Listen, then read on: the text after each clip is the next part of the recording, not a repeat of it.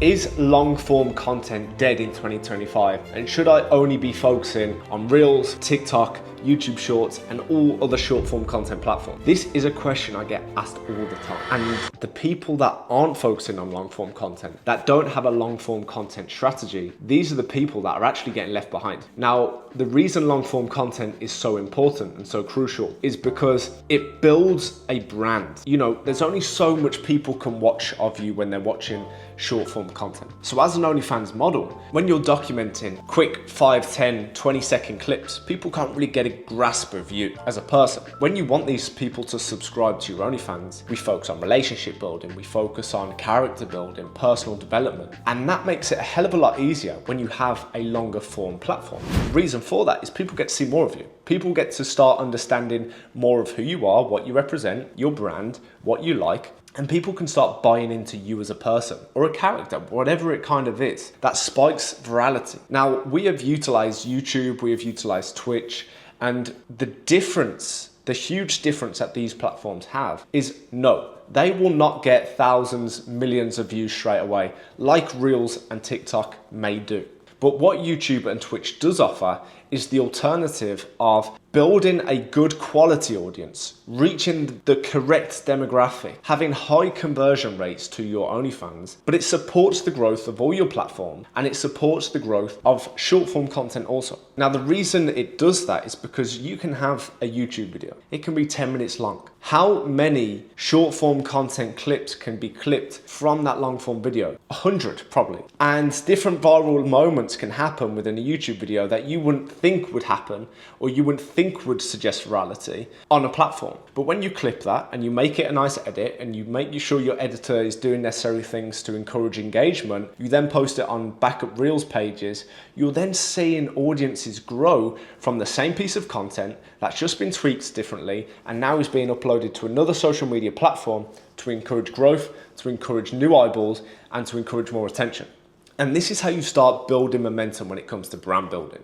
So many people aren't brand building anymore. So many people are focused on niches, trends, and the issue with that is they're here today and gone tomorrow. When you build the likes of YouTube, when you build the likes of Twitch, you're building longevity within your brand. You're building a benchmark of core people that like you, that follow you, that want to see more of you. And these are the people that are going to always engage with your content.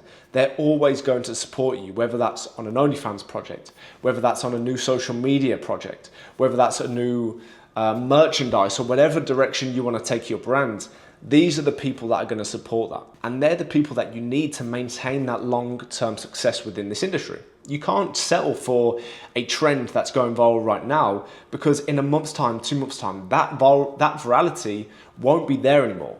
And where does that leave you? It leaves you with no subs, no substance, and no brand behind you because you are just a flash in the pan type content. And then it's on to the next trend.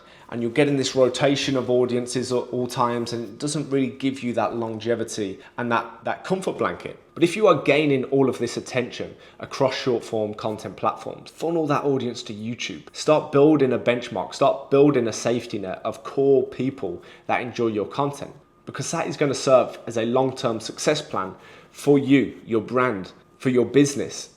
And that is why I encourage all of my clients to do exactly that. And like I said, YouTube and Twitch, it brings in new audiences and it brings in high quality subs that are more likely to spend. Why? Because they've seen more of you. They've been able to get to know you. They've been able to watch a 2-hour stream and really get to know your brand and your personality and really enjoy what they see. The same with YouTube. They can't get that luxury when they watch a 10, 20-second clip on Reels or short form content platforms. But on top of that, it supports the growth of these short form content platforms. You get clippers, you get editors, and you use that long form content to support the growth of backup Instagram pages, your YouTube shorts, your TikToks, and you have all of this working together. And by doing so, it means no content is left wasted.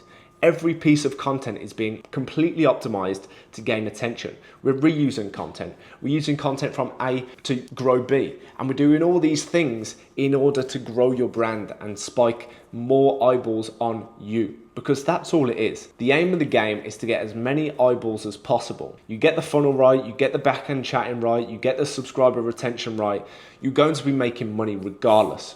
It's then a case of keeping that vehicle fed, keeping that car moving by feeding it traffic. And you do that by building a long-term sustainable brand, by utilizing every single platform that you can, and then by being smart about things and using platform A to grow platform B. And by doing so, you're creating your own ecosystem of long-term success, of a safety blanket, and a hell of a lot more eyeballs and a hell of a lot more attention.